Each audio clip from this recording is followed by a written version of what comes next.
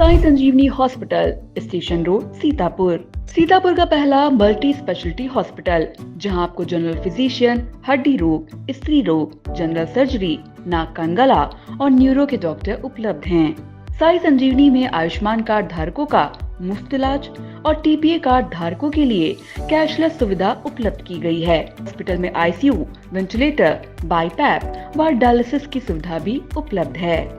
Sai Sanjeevani hospital, station road, Sitapur.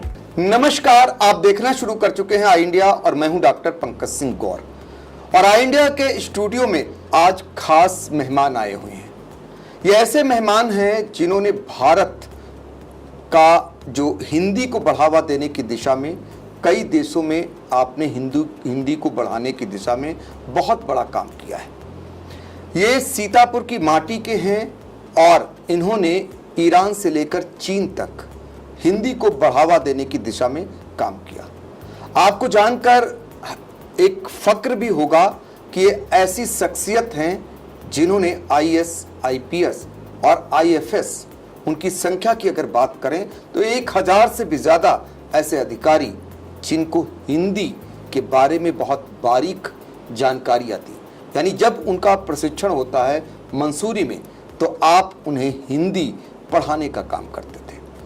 तो आपका परिचय कराते हैं। आप हैं प्रोफेसर गंगा प्रसाद शर्मा जी और सीतापुर के ही एक छोटे से गांव, ये शमशेर नगर बहादुरगंज, जो कि रामपुर मथुरा इलाके में पड़ेगा, वहां के रहने वाले हैं। तो आपका सर बहुत बहुत स्वागत है। बहुत बहुत धन्यवाद आपका, आपने हमें ये अवसर दिया। जी, आप इस काबिल हैं। ये मेरा सौभाग्य है कि आप आई इंडिया के स्टूडियो में आए और हमें आपके बारे में बताया गया।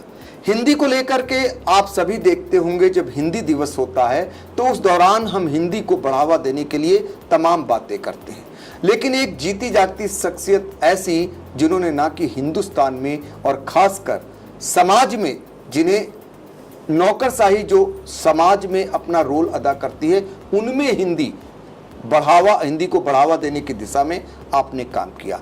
इसके बाद ईरान, चीन, ऐसे देशों में भी आपने काम किया। तो हम जानना चाहेंगे, थोड़ा अपने बारे में भी बताइए, क्योंकि आप एक ऐसी शख्सियत हैं, सरकार ने भी लोहा माना, कई सम्मान आपको मिले। कहाँ से शुरुआत होती है आपकी और इतना बड़ा मुकाम कैसे हासिल करते हैं? सबसे पहले तो मैं इसी सीतापुर में सिपाही में भर्ती हुआ था 81 में। अरे वाह। तब केवल एसपी भर्ती करता था और 50 अंक की परीक्षा होती थी। अरे वाह। तो 7-8 दिन बीम वगैरह लगाए और पूरा जो दौड़ भाग कराई और उठा बैठक कराई, तो उसमें सब पूरा शरीर अस्त व्यस्त हो गया। तो मैं एक प्रकार से वहाँ से पलायन चाहता था। तो बाहर निकला तो एक रिक्शे वाला निकल रहा था, तो ये जो पुलिस लाइन है वो उसको समझ रहा था कि ये जेल है। हमने उसको कई बार बुलाया, नहीं आया, भाग गया। दूसरा आया, वो भी भाग गया। तीसरा आया तो मैंने कहा, भैया मैं कोई अपराधी नहीं हूँ, मैं अपने घर जाना चाहता हूँ, तकलीफ है, बीमार हूँ। तो वो बैठाने लग गया, मुझे रेलवे स्टेशन छोड़ दिया और फिर वहाँ से मैं महमूदाबाद चला गया। मेरे कागज़ यहीं रह गए। तो मेरे एक रिश्तेदार थे, हवलदार थे महमूदाबाद कोतवाली जो है इस समय, उसमें। तो उन्होंने, बाबूराम नाम था उनका, तो मैंने उनसे कहा, चाचा आप हमारे कागज़ लेते हैं ना, नौकरी हम कर चुके। इसके बाद मैं मिलिट्री में सन 1984 में भर्ती हुआ, स्टोर कीपर कम क्लर्क में। अच्छा। तो उस समय मेरी बहन की शादी, तो शादी पहले बहुत महत्वपूर्ण मानी जाती थी, नौकरी उतनी नहीं मानी जाती थी। तो हमारे घर वालों ने कहा, जाओ दिन बढ़वा लो वहाँ से। जी। मैं गया तो जेडारो होता है जो उसकी भर्ती करता, लखनऊ का जेडारो था, जोन रिक्रूटिंग ऑफिसर। अच्छा। तो उसने उसी पर लिख दिया, यू में ज्वाइन ऑन 11 मई। तो 9 मई 84 को शादी थी मेरी बहन की, बड़ी बहन की। तो मैंने सोचा 9 तारीख को शादी है, मैं अगले दिन चलाऊंगा, 11 तारीख को ज्वाइन कर लूँगा। हुआ ये कि सबने कहा शादी हो जाएगी तब जाना। तो 11 तारीख 3 दिन बारात टिकती थी। तो उसके बाद निकला, तो होते करते देर हो गई 11 तारीख को, तो 12 को पहुंचा। जी। जेडारो ने कहा कि यू कांट ज्वाइन। तो मैंने कहा क्यों सर, आपने लिखा है। तो उन्होंने कहा शाम हो गई थी, मैं आया तो 11 को ही था। तो मतलब मिलिट्री में तो ये लिखा रहता है, order for obey not for discuss. तो उसने वो पंक्ति दिखाई जेडारो ने, मैंने वो पंक्ति ध्यान से पढ़ी। उन्होंने कहा फिर भी सर अपनी बात तो रख सकते हैं, ये आपका लिखा हुआ है। तो उसने कहा, you are going are I write against you, FIR against you, I will do FIR against you. तो मैं डर गया और उसमें से निकल आया। अच्छा। तो वो नौकरी वहीं रह गई बर्तन वर्तन घर से लाया था, राशन पानी लाया था, सत्तू लाया था, मेरी माँ ने बना के पूड़ी उड़ी दी थी, फिर रास्ते में खाई, फिर घर लौट गए। उसके बाद सन 87 में मिलिट्री में ही एजुकेशन कोर में मैं भर्ती हुआ। तो पचमढ़ी में प्रशिक्षण चल रहा था, लेकिन सख्त बहुत था प्रशिक्षण जी। तो महुआ वगैरह बीनना पड़ता था, 4-5 लोग लगकर हम लोग बीनते थे। होते करते काफ़ी समय बीत गया, कई महीने महुआ हो गए। बीनते थे? महुआ बीनने का काम? महुआ पचमढ़ी में महुआ बहुत है। अच्छा। तो उसमें 3-4 लड़के पकड़ते थे उसमें जो ट्रेनिंग कर रहे थे, और एक उसमें या 2 उसको बटोर के भरते थे। तो कभी कांटा चुभ जाता था, कभी कुछ। तो एक दिन हम बीमार बन गए, तो कई इंजेक्शन लगे, और बहुत से टेबलेट तो आप फेंक सकते थे, सुई लगाए तो फेंक नहीं सकते। तो उसमें हम क्या किए, एक मैं था और एक सेब की बागान थे, एक लड़का था कश्मीर का। तो दोनों प्लानिंग की कि शुक्रवार को 2 घंटे का आउट पास मिलता है, उसी में भाग चलो। तो उसी में हम लोग निकले, होशंगाबाद आ गए, कागज वहाँ फिर छोड़ दिया जी। तो उसमें हमारी जो MA की मार्कशीट है उसके ऊपर लगा है, मतलब वो पूरा नाप जोक सब पूरी जो हुई थी मोहर लगी। तो ऐसे ही फिर प्राइवेट हमारे यहाँ सेमरी मिल था, उसमें गए। तो हो तो गया मेरा सिलेक्शन। मिल कताई मिल जो था? कताई मिल था, अम्मा जी ने खुलवाया था। जी जी जी। तो हमने सोचा कोई नौकरी नहीं मिल रही, तो चलो उसके पहले की घटना है, बाद की मुझे याद नहीं एग्जैक्ट। तो उसमें गया, तो उसमें हमने सोचा ज़्यादा लगा दें तो नौकरी पक्की हो जाएगी। तो हमने PhD में लिया था एडमिशन, वो लगा दिया, और MA का सब लगा दिया, सारे LT किया था वो लगाया था शायद, मुझे अभी एग्जैक्ट याद नहीं कितने लगा, जितनी शिक्षा थी सब लगा दी। तो वो जो उसका जनरल मैनेजर था, कानपुर से कहाँ से गया हुआ था, एक और लोग इंटरव्यू ले रहे थे जी। तो कहा कि तुम अभी लेक्चरशिप करोगे किसी कॉलेज में या यूनिवर्सिटी में जाके, तभी असिस्टेंट प्रोफेसर नहीं चलन था कहने का, तो लेक्चरर कहने का था। इंटर कॉलेज वाले को भी लेक्चरर कहते थे और डिग्री कॉलेज वाले ग्रेजुएशन वाले को भी कहते थे। हाँ, बस प्रोफेसर कभी कभी कह देते थे।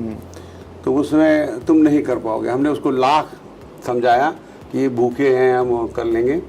उसके बाद हम 9 जगह निकली 91 में, एमएड कर चुके थे और JRF भी निकाल चुके थे।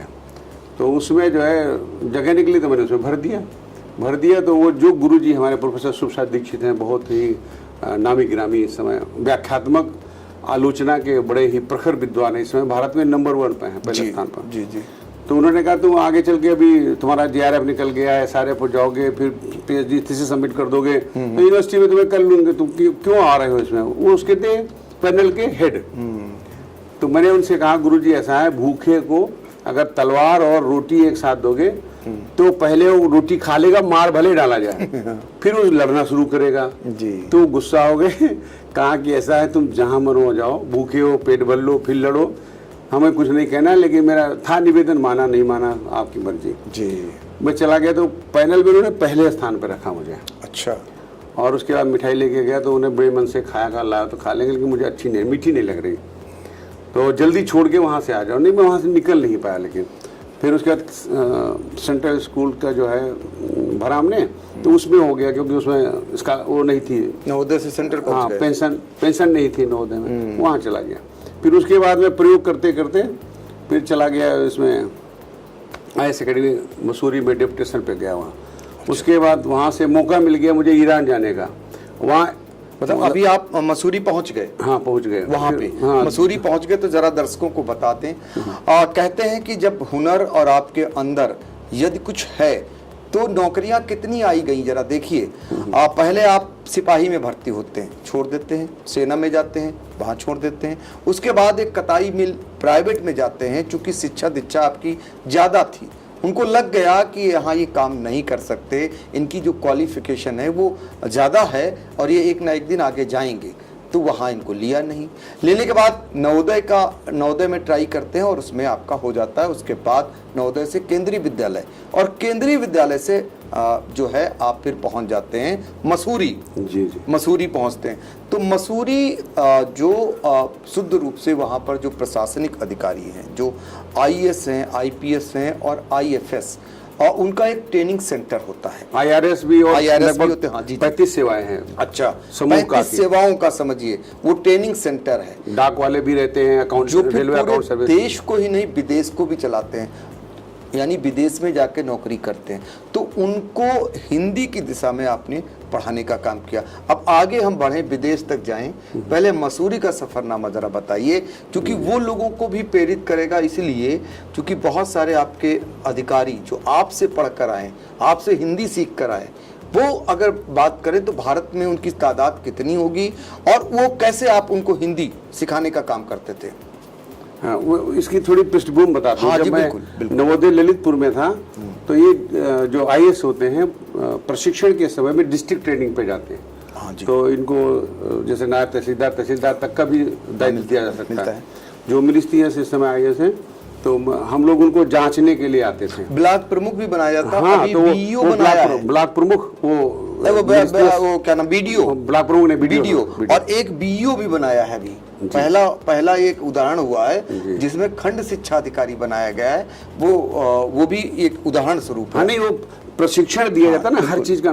तो ये मिनिस्ट्रियस जो इस समय है, बहुत सीनियर IAS हैं। हाँ जी, जी। वो वहाँ बड़ा गांव है। हाँ जी। उसके वो जो है वो थी वीडियो थी। हाँ जी। जब मैं गया था। अच्छा। तो मैं बताऊं कि जो जैसे जिन IAS की हम आप बात करते हैं कि वो असाधारण प्रतिभा के होते हैं, वो असाधारण इच्छा शक्ति के भी होते हैं। तो मैं उनकी एक घटना बता दूं, मतलब अगर समय अगर आप नहीं, बिल्कुल। तो मैं जब गया वहाँ देखने के लिए, तो कैसे काम कर रहे हैं उसके लिए जाते हैं चेक करने उस डिस्ट्रिक्ट ट्रेनिंग के समय में। तो मैं वहाँ गया था, तो मिनिस्ट्री जी ले गई अपने वहाँ पर जहाँ कार्य क्षेत्र था, वो बड़ा गाँव की उसमें इलाके में। तो वो एक नल लगा था, मेरे सामने की घटना है, उसमें एक गाय बंधी थी। अच्छा। और उसके चारों ओर उसमें थाले में पानी नहीं था, वो उसमें भूसा उसका पड़ा था, वो गाय चारा खा रही थी। वो उन्होंने कहा, मिनिस्ट्री जी ने कहा कि ऐसा है कि इसमें गाय किसकी बंधी है। तो डरता हुआ है, थर थर कांपता हुआ। तो कहा नहीं, हम आपको कुछ नहीं कहेंगे, भैया किसी ने बांधने दिया तभी तो आपने बांधा। प्रधान कौन है, लेखपाल कौन है, दोनों को बुलाया और उन्होंने कहा कि ये इसमें पूछा, प्रधान को पूछा इसमें ये सब क्यों। तो कहा पानी यहाँ नहीं आ रहा, क्योंकि बुंदेलखंड पठारी इलाका है। बिल्कुल। तो कहा पानी नहीं है, तो कहा पानी आ नहीं सकता। तो प्रधान ने कहा आ सकता है। तो कहा कब तक आ सकता है।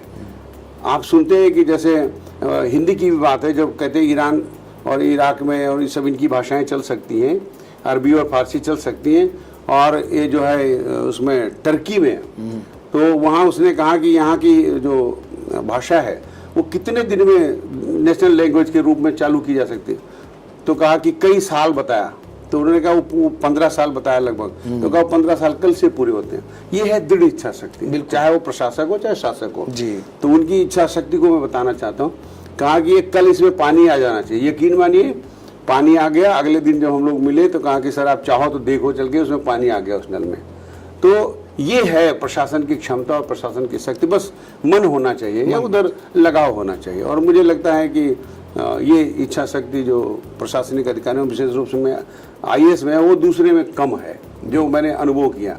वो मतलब ये नहीं कहता हूँ कि वो दूसरी सेवाएं कमतर है, अधिकार भी उनको ज्यादा है। हाँ अधिकार भी ज्यादा है, लेकिन वो करते भी उतनी गंभीर। हाँ जी, बिल्कुल। करते भी उतनी गंभीर। बिल्कुल बिल्कुल। वह सुपर पावर माना जाता है एक जिले में एक कलेक्टर।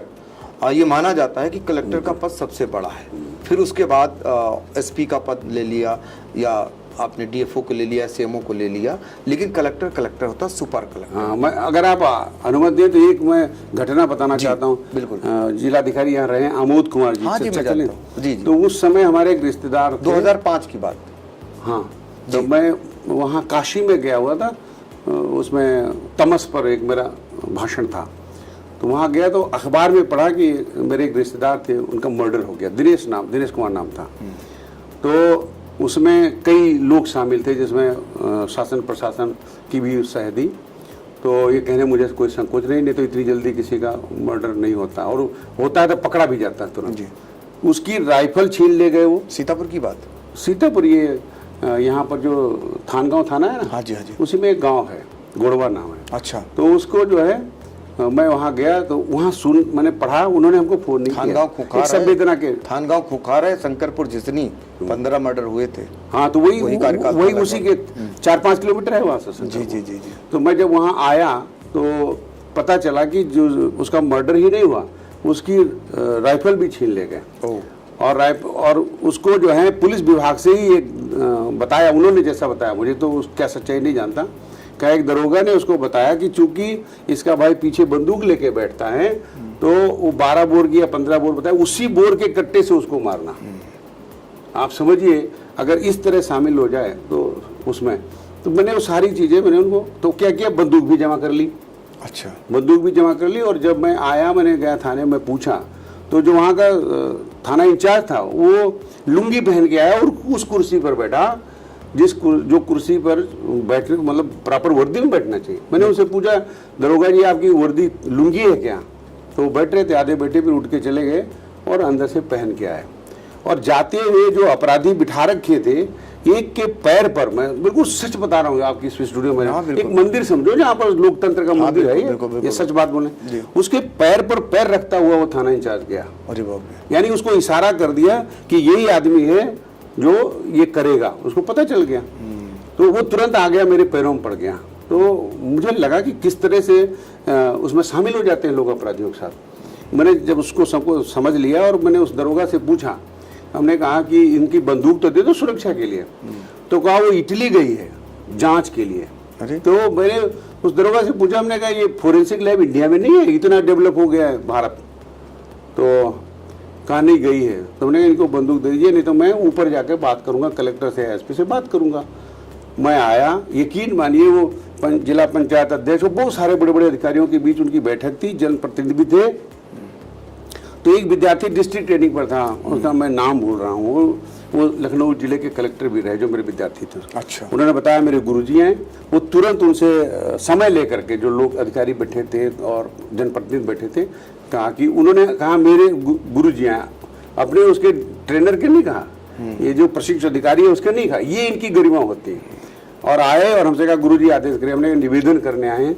एक बुजुर्ग पिता बैठा है जिसका एक बेटा तो मार डाला गया, दूसरे के ऊपर मौत का संकट मंडरा रहा है। और हुआ क्या था, वो जिस गाड़ी में ला रहे थे, एक तो फायर उसने वहां किया था दूर से दौड़ करके, तो चूंकि बताया था फला बोर के कट्टे से मारना, तो वो बात पक्की हो गई। और फिर उसके बाद वो जब पैर जब छटपटा रहा था, पैर जो एक गोली उसमें रह गई थी, दुनाली बंदूक थी, तो उस पर पैर पड़ गया, तो वो भी दब गई। फिर आमोद कुमार जी ने क्या किया? तो उसमें उन्होंने तुरंत, मैंने ये कहा और उन्होंने तुरंत उस पर किया, कार्रवाई किया। और एसपी साहब शायद कनाडा उन्होंने जा रहे थे, उन्होंने कहा कि पहले मामला हल करो। आलोक सिंह थे उस समय एसपी, और जब आप बात कर रहे हैं, और आलोक सिंह, इनकी दोनों की जोड़ी थी सीतापुर। हाँ हाँ हाँ, आलोक नाम था। हाँ, लोकवाणी के जनक हैं आमोद कुमार जी। जी जी, ठीक ना, उस समय का दृष्टांत बता। हाँ, उसी समय का। मुझे नहीं लगता कि वो 2-3 घंटे भी बीते होंगे, वो अपराधी अंदर हो गए। अगर प्रशासन चुस्त और दुरुस्त है, ईमानदार है, तो मुझे नहीं लगता है कि। लेकिन सबको गुरुजी कहाँ मिलेंगे? आप उनके गुरुजी थे, तुरंत बात भी सुनी और तुरंत कार्रवाई भी कर दी। और नहीं, उसके साथ ये भी हुआ था, उसका पोता भी मर गया था, बुढ़े का। दुखद था। तो एक बेटा गया, पोता डिहाइड्रेशन में मर गया, उसके बाद भी पुलिस संवेदनशील नहीं हुई। आप सोचिए आप, यानी उसके खिलाफ मुकदमा बनता। ये तो आपने दृष्टांत सुनाया। अब जरा मसूरी का बताइए। मसूरी को लेकर के कितने आईएएस, कितने आईपीएस, कितने आईएफएस, इनको आपने हिंदी को बढ़ावा देने की दिशा में क्या करना रहता था आपको, और लगभग इनकी संख्या कितनी होगी? अभी तो बहुत ज्यादा हो रही है। उस समय 2004-05 जो वर्ष थे, इनमें संख्या कम आती थी। कितने साल तक आप जिले के हिसाब से 2004 से 2006 तक। अच्छा। जो जिले के हिसाब, प्रदेश के हिसाब से इनकी डिमांड होती है, उसी हिसाब से यूपीएससी को प्रदेश का मुख्य सचिव शायद लिखता है, एग्जैक्ट मुझे जानकारी नहीं, उसके हिसाब से उनको भेजा जाता है, उतने वहाँ सेलेक्ट होते हैं, फिर ट्रेनिंग के लिए भेजे जाते हैं। आपको एक चीज़ और नहीं बता दें, जो बहुत कम लोग जाते हैं, 2 रॉयल भूटान सर्विस के भी वहाँ प्रशिक्षण लेते हैं। रॉयल भूटान सर्विस जो है, उनको प्रशिक्षण दिया जाता है वहाँ, और जो आईएएस का प्रशिक्षण होता है ठीक उसी तरह का होता है। उनका न्योता भी बाकी है कई शिष्यों का मेरा। कई बार उन्होंने कहा कि आपको आना है भूटान। उनका क्या यहाँ रहता है? मतलब ये प्रशासन जो कैसे करें, शासन कैसे करें, भूटान वाले यहाँ आके रॉयल भूटान सर्विस आईएएस के साथ ट्रेनिंग करते हैं, यहाँ प्रशिक्षण लेते हैं। हाँ, फिर वहाँ जाकर के बड़े बड़े पदों पर स्थापित होते हैं। अच्छा। तो वहाँ जो प्रक्रिया है वो ये है, जो सिलेक्ट होकर आ गए, फिर उसके बाद जो उत्तर प्रदेश का है और मान लीजिए तमिलनाडु जा रहा है, तो उसको तमिल सिखाई जाएगी। महाराष्ट्र जा रहा है, उसको मराठी सिखाई जाएगी। गुजरात जा रहा है, उसको गुजराती। सबके टीचर हैं वहाँ, हर सब्जेक्ट के, हर भाषा के। आपको हिंदी सिखाना होता था? हाँ, हमें हिंदी सिखाना होता था। और हिंदी में कई पद हैं, जैसे असिस्टेंट प्रोफेसर है, रीडर है, इस तरह के। अब रीडर की पोस्ट वहाँ खत्म हो गई थी जब वहाँ लेकिन सबको जिज्ञासा हो रही होगी कि अखिल भारतीय सेवा के जो संवर्ग के अधिकारी थे उनको हिंदी क्या क्या आपको बतानी रहती? बिल्कुल, मैं बताने जा रहा हूँ। वो एक आधार पाठ्यक्रम होता था, अच्छा, और एक उच्च हिंदी होती थी। तो जो उत्तर प्रदेश, मध्य प्रदेश या हिंदी भाषी क्षेत्रों के थे उनको उच्चतर हिंदी सिखाई जाती, जैसे सरकारी पत्राचार और ये संवाद, और उसमें जो है निबंध, भाषण, ये सब सिखाए जाते थे। लेकिन सिखाए उनको भी जाते थे हिंदीतर भाषी जो थे, जैसे नॉर्थ ईस्ट वाले हैं, तमिलनाडु वाले हैं, आंध्रा वाले हैं, जो दक्षिण भारत के हैं, जिनको उनको जो है शुरू से वर्णमाला से लेकर के लिखना, पढ़ना और बोलना सिखाया जाता था। तो उसमें हमने कुछ पुस्तकें तैयार की थी, जैसे स्त्रीलिंग शब्दमाला। जो हिंदीतर भाषी हैं, हिंदी का जेंडर डिटर्मिनेशन बहुत कठिन है, लिंग निर्धारण। जेंडर डिटर्मिनेशन मैंने पहले बोला इसलिए कि उससे आसानी से लोग समझ जाएंगे। अब आप देखिए, उसमें कुछ है प्राकृतिक लिंग, और जो व्याकरण सम्मत लिंग है उसमें बड़ी कठिनाई होती है। लाइट, जैसे ट्यूब लाइट है, ट्यूब लाइट जल रही है, बल्ब जल रहा है, स्टूल रखा है, कुर्सी रखी है। अब ट्रक खड़ा है, खड़ी है, दोनों, लेकिन बस केवल खड़ी चलेगा। स्कूटर खड़ा है, खड़ी है, दोनों चलेगा। तो इस तरह से जैसे लकड़बग्गा है लेकिन लकड़बग्घी नहीं होगा, बाघ का बाघिन होगा। तो ये जो व्याकरण के आधार पर जो लिंग निर्धारण होता है वो थोड़ा बड़ा जटिल होता है। तो मैंने क्या किया, उसमें स्त्रीलिंग शब्दमाला बनाई। अच्छा। तो मैंने दावा किया उनसे कि इसमें जो शब्द आपको नहीं मिलेगा वो पुल्लिंग है। अच्छा। और आपको विश्वास दिलाता हूँ, एक भी प्रशिक्षु अधिकारी मेरे पास नहीं आया कि आपने अमुक शब्द इसमें नहीं दिया है जो स्त्रीलिंग है। तो मुझे इस पर नाज है, फक्र है, मैंने मेहनत भी उस पर खूब की थी।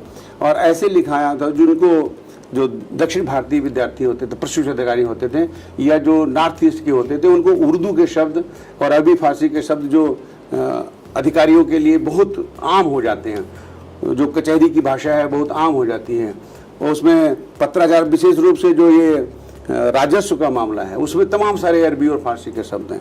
तो मैंने a concise glossary of Arabic and Persian terms की निकाली। तो उसमें पहले जो है अरबी, फारसी और उर्दू शब्द, जी जी, फिर उसके बाद उसका हिंदी शब्द, फिर उसके बाद अंग्रेजी, ऐसे शब्दकोश आपको कम मिलते होंगे। तो मैं जब वहाँ गया तो उसके पहले एक भाटिया जी थे, सतीचंद भाटिया, तो वो लिखते थे विश्वविद्यालयों के लिए और पढ़ाते थे वहाँ। मैंने सोचा ये इन प्रशिक्षु अधिकारियों के साथ न्याय नहीं हुआ। अच्छा। तो मैंने केवल उन्हीं के लिए लिखा। 4-4 घंटे जो हम हैंड आउट्स बनाते थे वो 1 घंटे में खर्च हो जाते थे जी। मतलब इतना, चूंकि वो, आप ये सोचिए, उन्हें प्रतिभा है, उनमें एक क्षमता है, पता नहीं कौन सा प्रश्न वो पूछ दें, तो हम पूरी तरह से तैयार होते थे।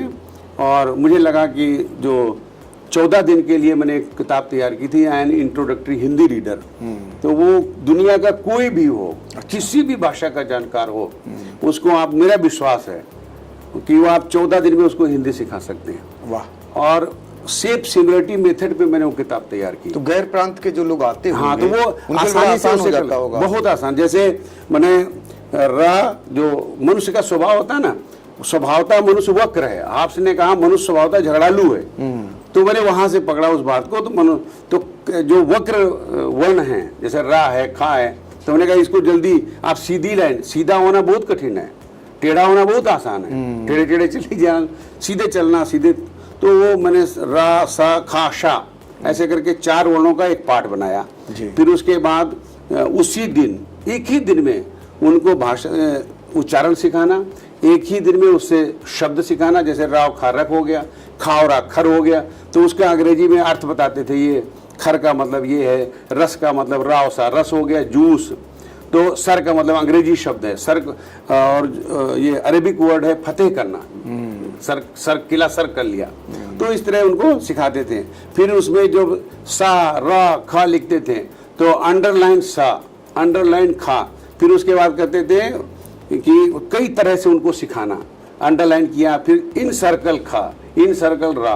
तो जब किसी भी, आज चर्चा कर रहे थे, पांडे जी हमारे सामने हैं, इन्हीं की वजह से मैं यहाँ आया। जी जी। तो ये जो है वो, उसमें जो है कई तरह से अगर आप बच्चे को सिखाते हो ना, एक ही जगह पर, इस कोने से भी लेके आइए बच्चे को, उस कोने से भी लेके, चारों कोने लेके आए, फिर भूलेगा नहीं। तो इतना कर देते थे एक अभ्यास में कि वो फिर भूलते नहीं थे। एक पाठ पक्का हो गया, अगला पाठ पक्का हो गया, फिर 2 मात्राएं सिखाते थे। अच्छा।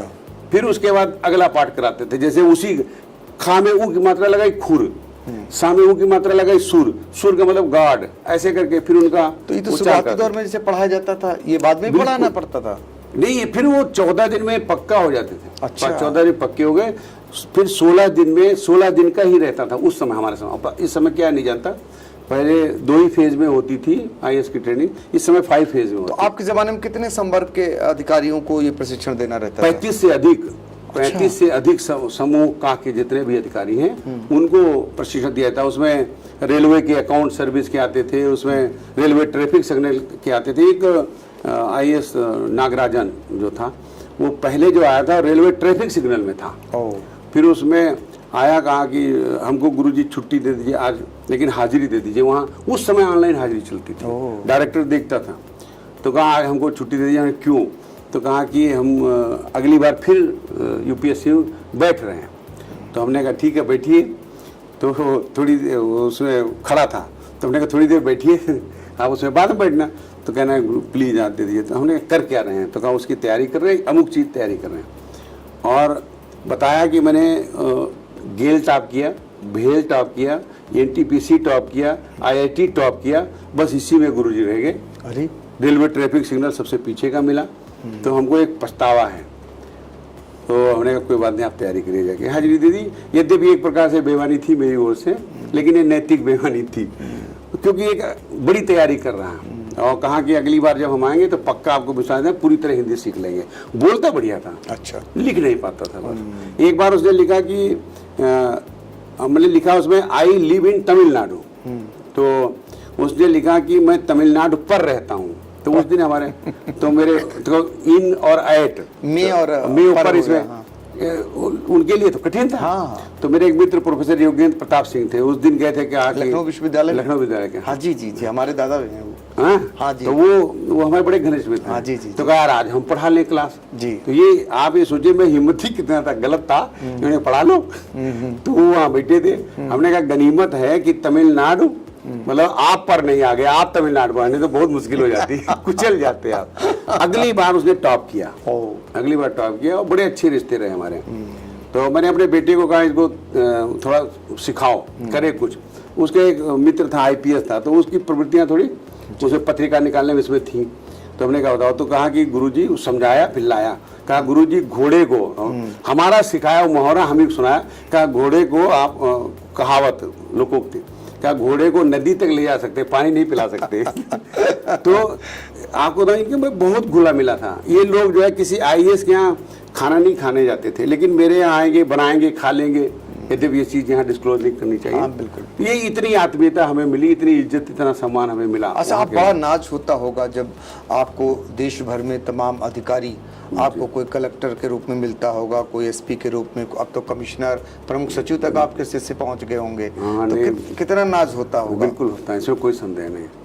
नाज तो होता है बिल्कुल, इसमें कोई संदेह नहीं, लेकिन घमंड नहीं होना चाहिए, गर्व नहीं, मतलब गर्व होना चाहिए, घमंड नहीं होना घमंड नहीं चाहिए। होना चाहिए। हमारे गांव के लोग तो जान ही नहीं पाते हम क्या थे। उधर तो नहीं घमंड होता अधिकारियों में, वो ऐसे ही मिलते हैं, गुरुजी की तरह मानते हैं। नहीं, आपको बताया, मुझे तो ऐसा नहीं लगा, किसी और को लगा होगा, मुझे नहीं लगा। बराबर अभी डॉक्टर रोशन जैकब के पास गया था, तो जैसे मुझे देखा मुस्कुराई, आप समस्या क्या है, तो मुझे जांच करानी थी लोहिया अस्पताल की। मैं आपके माध्यम से बात करना चाहूँगा। एक गरीब मरीज को लेके आया, मैं भटका उसमें, और 4,000 रुपये लेके एक चला गया उसी अस्पताल का। मैं बहुत छटपटाया। मैं उसके ऊपर करीब 40-50 हज़ार रुपये खर्च किया। कोई रिश्तेदार पर भी नहीं खर्च करता है। मैंने देखा वो मर जाएगा, तो उसके एक बच्चा है छोटा, एक पत्नी है। तो मैंने आके उनसे कहा, तुरंत उन्होंने जांच बिठा दी। फिर वहाँ का जो भट्ट था, जो उसका प्रभारी, उसने कहा आपने अपना काम कर लिया। रीझा हुआ, बिल्कुल गुस्सा, कहा आपने अपना काम कर लिया और मैंने अपना काम कर लिया, आपको बहुत बहुत धन्यवाद, आपने जांच कराई। तो इस तरह की भाषा थी, जैसे मैंने कोई गलत काम किया हो।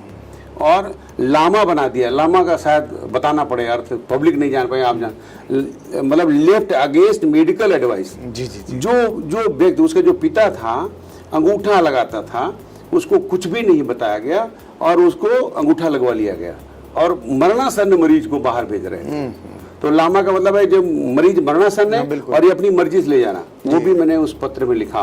तो उन्होंने मुस्कुराकर तुरंत कहा कि जो है जांच के लिए हमारा व्हाट्सएप से कहा भेज दो इसको, एप्लीकेशन को तुरंत भेजा और फिर उस पर सुनवाई हुई। तो मुझे लगता है कि मुझे तो बढ़िया रिस्पांस हर बढ़िया जगह मिलता है। तो बढ़िया आपने किया है, बढ़िया पा रहे हैं जी। आप। चलिए, ये तो हो गया मसूरी का सफर ना। इसके बाद आप कैसे चीन और ईरान में हिंदी को बढ़ावा इसके बाद देने के लिए ईरान में गया तो मैं उसमें एब्जॉर्ब हो सकता था, लेकिन वो क्या है, मेरी घुमक्कड़ी की प्रवृत्ति रही। तो जैसे मौका मिला मैं वहाँ से छलांग लगा के चला गया और वहाँ के डायरेक्टर साहब जो है भरसक चाह रहे थे कि मैं वहाँ पर एब्जॉर्ब हो जाऊँ। चीन में नहीं, ईरान में, एकेडमी में। अच्छा, इसमें मसूरी में एब्जॉर्ब हो जाऊँ। हाँ जी।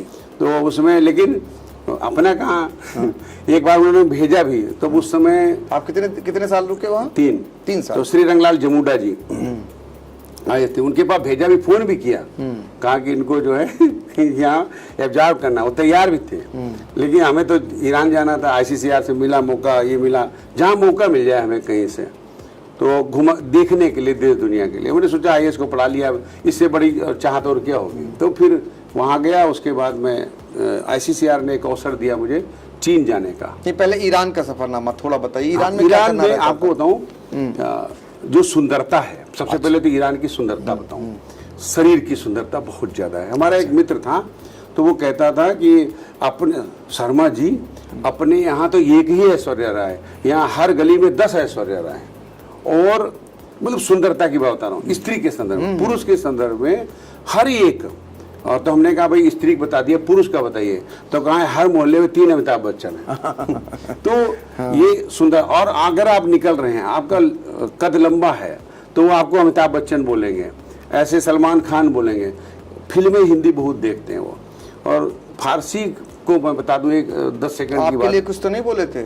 आपको कुछ बोला था क्या? मुझे याद नहीं बोला होगा। तो वो जो है मतलब बोलता सुनता था। तो वहाँ उन्होंने बोला, ये जो फारसी सीखते हैं ना, तो मैं बताता चलो, बिल्कुल संस्कृत से रूप मिलते हैं। मैंने बहुत जल्दी वहाँ सीख ली थी। मीरम मीरी मिरवी, जैसे सुमा कुजा मेरी, आप कहाँ जा रहे हो? तो हमारे एक मित्र थे नसीमुद्दीन, मेरे साथ गए थे। तो पहले तो वो, मैं तंबाकू खाता था, वो सिगरेट पीते थे। तो उन्होंने सिगरेट छोड़ के तंबाकू शुरू कर दी, मैंने तंबाकू छोड़ दी। फिर मैंने कहा यार चलो, ये अपना ये एम्बेसी सिखा रही है फारसी, चलो सीखा जाए। कहा हमको आती है। तो वो केवल पढ़ लेते थे, क्योंकि उर्दू की जो स्क्रिप्ट है पर्शियन है। तो कहा चलो, हमने कहा चलो सर, नहीं गए। मैं 15-20 दिन में बोलने लगा। वो कहते क्या बोल रहे हो? तो मैंने यही तो कह रहे थे, भाषा और लिपि में बहुत अंतर है। आपको बताऊं, बहुत से लोग भाषा को और लिपि को अलगा नहीं पाते हैं। ये भी बहुत जरूरी है, प्रशिक्षण बहुत जरूरी है, क्योंकि भाषा को लिपि समझते हैं, लिपि को भाषा समझते हैं। तो वहाँ प्रशिक्षण देने गए थे ईरान में? ईरान में तो वहाँ जो है, ये जो विदेश मंत्रालय के उसमें से जाते हैं ना। अच्छा, कितने दिन का रहा सफर? वहाँ तो 3 साल के लिए गए थे, साले में लुटिया है। अच्छा क्यों? तो हमारा बिल्कुल अलग है, मन भर गया। वो छोटा देश, और छोटे देश सब घूम लिया हमने। हर महीने कम से कम मेरे मतलब प्रसंग इतर हो जाएगा, मेरे बेटे और बहू दोनों यूरोप में थे। 3-4 साल में यूरोप का गांव भी नहीं छोड़ा। मन भर गया, सूरत आ गए फिर से। तो हमारे पुराने खानदानी ये है। अच्छा। मन भरा चलो। तो ये, लेकिन आपको बताऊं, लोग बहुत अच्छे हैं। अच्छा। आपको बृहस्पतिवार को हर दुकान के सामने एक टोकरी खजूर रखी मिलेगी। अच्छा। और आप उसमें से निकाल, आप भरपेट खाइए। हम लोग घूमते थे, देखते क्या रखा और उगल दिया। जैसे आप फरिंदा खाते हैं ना, कनौजिया फरौंदा, उसी तरह का, बहुत सॉफ्ट। तो ये वहाँ के लोग बहुत सॉफ्ट हार्टेड हैं। एक जो ड्राइवर था, जो मुझे छोड़ने आया एयरपोर्ट में, तो जैसे इस तरह से चूमा हमें, यहाँ, जैसे आप कोई मतलब ये तुलना करनी नहीं चाहिए, लेकिन उससे बढ़िया तुलना मुझे नहीं मिलेगी। मैं जब लौट के जाता हूँ ना अपने सूरत, मेरे बच्चे रहते हैं, तो मेरे पास एक लियो है, तो मुझे पूरा ऊपर लेके, जब तक नीचे तक चाट नहीं लेता है तब तक दम नहीं लेता। डॉगी? हाँ, लेकिन कहना नहीं चाहता। ठीक उसी तरह से उसने मुझे पूरा शरीर, वो घुटने तक नहीं गया, बाकी सब इधर उधर। इतना प्यार करते हैं ईरान में, बहुत प्यार करते हैं। और पाकिस्तानी उन्हें पसंद करते हैं, भारतीयों को तो दिल से प्यार करते हैं। गलत धारणाएं हैं। मैं आपको बताऊं, चीन के लोगों के बारे में यहाँ बहुत गलत धारणा है। मैंने 1 साल या 2 साल तक लगातार गर्भनाल पत्रिका में चीन पर लिखा। तो मैंने उसमें लिखा, सत्ता और जनता की भाषा में जमीन आसमान का अंतर है। कई लोगों ने मेरे विरुद्ध अभियान छेड़ दिया, ये सच्चाई है। आप सत्ता की भाषा और जनता की भाषा को अगर गंभीरता से आप अध्ययन करें, बहुत उसको पद चाहिए, उसको कुर्सी चाहिए, सत्ता को कोई दल है उसको मुख्यमंत्री का पद चाहिए, प्रधानमंत्री का पद चाहिए, जनता को तो कुछ होना नहीं, कौन रिपोर्ट हमें कहानी। तो वहाँ की जो जनता है वो भारत को हिंदू बोलते हैं। अच्छा, तो जहां से आप निकलेंगे चीन में हिंदू मतलब बोलते ईरान से आप चीन आ गए। हाँ जी। तो वहाँ जो हिंदू बोलते हैं, हिंदू करके, तो इतना प्यार करते हैं आपको, इतना प्यार करते हैं कि आप यकीन नहीं कर सकते। जनता में कहीं भी भारतीयों के प्रति घृणा नहीं है।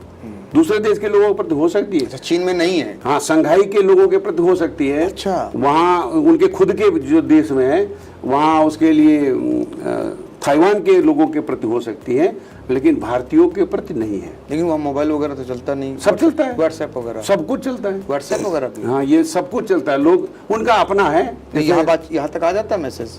क्यू मेल जैसे अपना जीमेल है, और दूसरों का मेल उधार का चलाते हैं, उनका अपना क्यू मेल है, आप उससे बात करिए। अच्छा, जीमेल भी चल जाता है, वो कुछ क्षेत्रीय इलाके होते हैं उस एरिया भर में, नहीं तो उनका अपना चलता है। ये है, तो वो थोड़ा निगरानी करते हैं। जैसे कोई विदेशी रहता है, तो मैं यहाँ से जितना सामान ले गया था पूरा सीज हो गया था। अच्छा। क्योंकि उसमें हम जो बीज नहीं ले जा सकते, जैसे दालें नहीं ले जा सकते, किताबें ले गए थे तो ICCR वालों ने किताबें लाद दी थी, तो उसके चक्कर में उन्होंने पूरा सामान, और मुझे हर दूसरे तीसरे दिन लगता था अब हम बंद हो जाएंगे, क्योंकि जानते नहीं थे नियम कानून वहाँ के। और यहाँ जो ICCR वालों ने सामान कहा कि आप 5 कुंटल 56 किलो ले जा सकते हो, तो हमारी बहनों ने, हमारे जो बेटे बहू हैं, हमारी पत्नी ने इतना लाद दिया जैसे वहाँ राशन मिलते ही ना हो। ये बासमती चावल है, ये 5 किलो अखरोट है, ये 5 किलो बादाम है, ये पिस्ता है, मतलब कोई ऐसी चीज नहीं अरे वो थी। सोचे अपने देश का लाद दें, यहीं खाएं, हाँ। वहाँ के गुणगान ना करने लगे, वही यहीं के रह जाएं। वो सब वही रह गया। अच्छा। एयरपोर्ट पे वहाँ के उसने लिखा। आप सोचो, आपको एक और नई जानकारी देना चाहूंगा। जैसे हमारे यहाँ एक उपकुलपति होता है, वहाँ 2 होते हैं। अच्छा, है जानकारी आपको पता? नहीं, ये मेरे को नहीं थी। 2 होते हैं, एक प्रशासनिक होता है, एडमिनिस्ट्रेटिव, अच्छा। और एक एकेडमिक होता है। अच्छा, जो एकेडमी में रहता है, पढ़ाता उड़ाता होगा। नहीं, जो एकेडमिक पढ़ाता कौन है? प्रिंसिपल नहीं पढ़ाता, हाँ, हेडमास्टर नहीं पढ़ाता, पूछो पांडे जी से। तो यही वाला रोग- इनके जैसा ना हो बस, हाँ, ये खुद पढ़ाते नहीं हैं। तो यही वाला रोग वहाँ भी था क्या? बिल्कुल, वहाँ भी नहीं पढ़ाते थे, चीन में भी। कोई कहीं भी कुलपति नहीं पढ़ाता। ओ, वो जो है उसको पढ़ाई लिखाई से, आप सही बताएं, कोई मानहान न कर दे, मैं से, क्योंकि वो कुलपति हो गए, प्रिंसिपल हो गया, वो सोचता है कि मैं कभी प्रोफेसर नहीं रहा, कभी कोई मैं लेक्चरर नहीं रहा, ऐसा सोचते हैं वो ये सोचते हैं जैसे जन्मजात प्रिंसिपल ही पैदा हुआ हो पोस्ट ग्रेजुएट कॉलेज का, हेडमास्टर ही इंटर कॉलेज का उसमें जूनियर हाई स्कूल का पैदा हुआ हो, या प्रिंसिपल ही इंटर कॉलेज का पैदा हो, टीचर कभी रहा ही ना हो। ये जो हमारे देश की सोच है, ये इतनी अच्छी सोच दूसरे देशों में भले ही नहीं है, लेकिन थोड़ा बहुत कमतर करके है। तो देखिए, हम बातचीत कर रहे हैं प्रोफेसर गंगा प्रसाद शर्मा जी से, और आपको तमाम ऐसे किस्से मसूरी से लेकर के ईरान से लेकर के चीन और अपना सफ़रनामा आपको सुना रहे हैं, और दूसरे देशों के जो अनुभव शायद आपको नहीं पता होंगे वो भी साझा कर रहे हैं। तो चीन को लेकर के आपने बताया तो, लेकिन चीन में आपका काम क्या था? वहाँ कितने सालों तक यहाँ रुके आप? 3 साल वहाँ रहे। अच्छा, तो वहाँ का मैंने पाठ्यक्रम बनाया। अच्छा, हमारे यहाँ से बहुत से लोग गए वहाँ, ICCR ने भेजा, हम कोई तीर मार गया ऐसा हम नहीं कहते हैं, लेकिन वहाँ जब मैं गया देखा पाठ्यक्रम ही नहीं। तो पेइचिंग विश्वविद्यालय, मतलब जो पेइचिंग विश्वविद्यालय है उसको बीजिंग बोलते हैं, लेकिन उसके उच्चारण के अनुसार वो पेइचिंग है। जैसे ताइवान है, ताइवान उच्चारण नहीं है, वो टी का था होता है। जब आप कभी चीन जाएं तब के लिए, या जो आपके श्रोता और दर्शक है तो मैं उनको बता दूं, पी का फा होता है, वहाँ एफ का फा नहीं होता है, टी का था होता है, और जी का अगर शुरू में है तो का होगा, और बीच में और आखिरी में है तो गा होगा। जैसे GUAN, गुआंग, जी गुआंग नहीं होगा। अच्छा। वो क्वांग होगा, क्वांग होगा। हाँ, तो जिस यूनिवर्सिटी में मैं था उसका नाम था ग्वांगडोंग यूनिवर्सिटी हमारी भाषा में, या जो कोई ब्रिटिशर हो उसकी भाषा में, लेकिन उनकी भाषा में क्वांगतोंग बोलते थे, क्वांगतोंग यूनिवर्सिटी। और स्पेलिंग थी GUANG, ग्वांग DONG, ग्वांगडोंग हम लोग बोलते थे, लेकिन उनकी डी का ता उच्चारण होता है। तो ऐसे मेरा कभी आप गर्भनाल में देखिए, अगर आप चीन जाएं तो उसमें उससे बड़ी मदद मिलेगी। जो रोमन में लिखा है अगर आप उसके हिसाब से पढ़ोगे, बोलोगे लोगों को, तो आप सही जगह नहीं पहुंचोगे। तो चीन में जो विश्वविद्यालय आप गए, हाँ, जो बता रहे हैं, उसमें आपके पास काम क्या रहा? मैं जो था वो जो उसकी चेयर थी, जो उसका जो चेयर पर्सन था मैं वहाँ। एक हिंदी चेयर, मतलब दूसरे देशों में तो एक ही एक है, जैसे बांग्लादेश है, पाकिस्तान में तो है ही नहीं हिंदी चेयर। अच्छा। तो उस नहीं है। अच्छा। तो वहाँ कई चेयर हैं। एक चेयर पहले से थी उसमें पेइचिंग विश्वविद्यालय में, एक चेयर थी संघाई में, और तीसरी चेयर खुली थी ये यहाँ। तो मैं सौभाग्यशाली हूँ, शुरुआत में पहुँच गया वहाँ। तो पाठ्यक्रम मैंने बनाया उसका, जो बात छूट रही थी, क्योंकि उधार पाठ्यक्रम लेकर पढ़ा रहे थे वो लोग। तो वो जो पेइचिंग विश्वविद्यालय पाठ्यक्रम था, तो मैंने उसमें पाठ्यक्रम में ऐसा बनाया मैंने पाठ्यक्रम कि पहले 6 महीने तक उनकी भाषा ठीक हो जाए, और दूसरे 6 महीने में उनको छोटी छोटी कहानियाँ, टीवी के समाचार, अगर आपसे पहले मित्रता हो गई होती तो आई चैनल भी वहाँ होता। मैं तो जैसे इससे जो है ना ABVP और ये आज तक, उनके टुकड़े लेकर के फिर उनको, ताकि वो समाचार भी सुन सकें। और आपको बता दूं कि ये जो धारावाहिक था देवों के देव महादेव, जी जी, ये एक लड़की जो है उसके कैप्शन लिख रही थी। अच्छा। तो कभी रात में 2 बजे भी हमको फ़ोन करती थी, मैंने कभी आलस नहीं किया। और उसने 700 एपिसोड, शायद 700 देखे, जहाँ तक मुझे याद है। हमारे आने तक वो 700 देखी थी शायद। जी जी। तो उसके वो एक बार किसी ने पूछा वहाँ के प्रोफेसर ने कि ये किसके बारे में है, तो और कहाँ से लिया गया। तो मैंने कहा most of portion is from Shiv Puran. तो वो लड़की कहती है, उसका नाम मैंने सीता रखा था, और वहाँ के जो वो नाम था, मैंडरिन में नाम था, वो मुझे याद नहीं। तो नहीं गुरुजी, वो जो है इसमें लिंग पुराण से भी बहुत है। मैंने उसके हाथ जोड़े। कितनी गंभीरता से वहाँ के विद्यार्थी पढ़ते हैं, कोई भी विषय हो, बड़ी गंभीरता से पढ़ते हैं, बहुत ही गंभीरता। तो हिंदी बोलने लगे थे कुछ लोग क्या वहाँ? बोलने क्या, मतलब वो लिखने पढ़ने लगे, रचनात्मक लेखन भी करने लगे थे। यहाँ मैंने उनके लेखक भेजे, और संस्कृत में एक लड़की जो है तैयारी कर रही थी साथ साथ। वो लड़की यहाँ से JNU से, मुझे आप लोगों की दुआ से इतना अधिकार दे दिया था ICCR और भारत सरकार ने कि मैं रेकमेंड कर देता तो JNU वगैरह में एडमिशन भी हो जाते थे। तो वो लड़की को मैंने यहाँ एडमिशन कराया, और वो इस समय PhD कर रही है अमेरिका से। इतने गंभीर होते हैं, आप सोचो कि कुछ ही दिनों में मैंने उनको धातुएं पढ़ाई। तो वो मैंने उसको परस्मैपदी धातुएं पढ़ाई। उसने कहा हमको आत्मनेपदी भी पढ़ाई है। आप सोचो, BA की हिंदी भी करना, जिसको अल्फाबेट से शुरू किया उसने, वर्णमाला से, वो तो कर ही लिया उसने। हिंदी साहित्य के इतिहास के गंभीर प्रश्न, रीति काल पर उस एक लड़की ने हमको रात में 2 बजे लिखा, रीतिबद्ध और रीति मुक्त कविता में क्या अंतर है, आप बताइए। यहाँ MA का विद्यार्थी नहीं बता पाएगा। तो वो 4 साल में वर्णमाला से लेकर हिंदी साहित्य का गंभीर अध्ययन करते हैं, और इतिहास पर गंभीर विमर्श करते हैं, उसमें प्रश्न बनाते हैं। कभी आपको हम उसकी प्रश्नमाला दिखाएंगे। तो ये बहुत गंभीरता से वहाँ अध्ययन करते हैं हिंदी का, बड़ी गंभीरता से। और फीस 70,000 लगभग होती है। 700 युवान उस समय थी, इस समय 84,000 होगी। अच्छा। फीस लेते हैं वहाँ हिंदी की। हमारे यहाँ 600 रुपये फीस देने में नानी बढ़ती। तो अपनी भाषा के प्रति, अपनी संस्कृति के प्रति हमको ये मोह था, लगाव था। तो एक चीज़ और मैं बताऊँगा, वहाँ दूसरे देशों के जो आते थे प्रोफेसर या जो चेयरपर्सन आते थे, तो उनको चीन की सरकार वेतन देती थी पूरा। हमारे यहाँ हमारी सरकार देती थी। मुझ में पता नहीं क्या देशभक्ति जागी, जब वहाँ से हमको एक प्रस्ताव मिला। जागी क्या, हो सकता है इनबिल्ट हो। तो जब वो आया, हमने कहा इन लोगों को तो पूरी ये सरकार देती है। तो हमने उससे कहा, डायरेक्टर ने प्रस्ताव रखा कि 1 साल आपका, 2 साल था पहले, 1 साल आपका बढ़ाना चाहते हैं हमारे वाइस चांसलर साहब। एडमिन वाले, वो जो एकेडमिक वालों कोई पावर नहीं थी। एडमिन वाला खुश हुआ, लोगों ने कहा, तो वो चाहते हैं। तो हमने कहा हम इस शर्त पर यहाँ 1 साल और रुक सकते हैं कि ये जो है कम से कम आधा वेतन आपकी यूनिवर्सिटी दे। अच्छा। बड़े मतलब मुझे कभी कभी ये होता है कि मेरे अंदर जो देशभक्ति जागी थी वो सफल हो गई। और वेतन कितना था? वेतन होगा लगभग 3 लाख के ऊपर, 3,20,000-25,000 के बाद। तो उसमें वो फॉरेन अलाउंस भी होता है ना। तो जब हम अपने देश में आते थे तो आधा हो जाता था। अच्छा। हाँ, तो यहाँ घर बनवा रहे थे लखनऊ में, तो उसमें जो मिस्त्री और सब बेईमानी करते थे, खा जाते थे। हमने सोचा जब यहाँ रहने पर आधा मिल रहा है, 4,000 के लगभग फॉरेन अलाउंस था रोज का, 7-8 हज़ार। तो वो जो है हमने सोचा फिर खा नहीं तो इनको भी।